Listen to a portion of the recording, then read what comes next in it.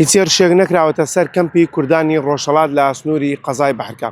ئەوەی هەبووە لە کاتژمێر 11 بۆ 11:20 خولەک دەنگێکی گەورە لە پشت قەزای بەحرکەوە بیستراوە. جا سەرەتا وا بڵاو کراوە کە لە کەمپی کوردانی ڕۆژهەڵات درابێتن لە قەزای بەحرکە لە گوندی جەژنیکان. دواتر گوترا کە لە گوندی تۆپزاوایە لەوێ هێرشکراوەتە سەر کەمپی کوردانی ڕۆژهەڵات، بەڵام ئەو دەنگویانە هیچی ڕازنی من سەردانی کەمپەکانم کردووە.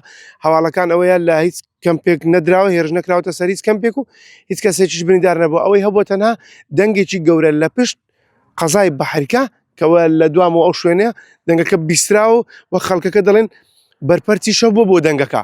بەڵام ئەمە قسەم لەگەڵ هێزە ئەمنیەکان کرد، لە سەرچاوی ئەمنی کرد، وتیان کاکە تاوەکو ئێستا هیچ شتێکی فەرمی نییە کە بڵێن ئەمە هێرشی درۆنیە، بەڵام خەڵکەکەش بازەوە دەکەن کە شتێکە بوو بەرپەرچی وەڵامدانەوەی هەبوو. بەڵام لە کەمپەکانیش هەردوو کەمپی کوردانی ڕۆژهەڵات لە سنووری قەزای بەحرکە و لە سنووری تۆپزاوە بێکێشەنە.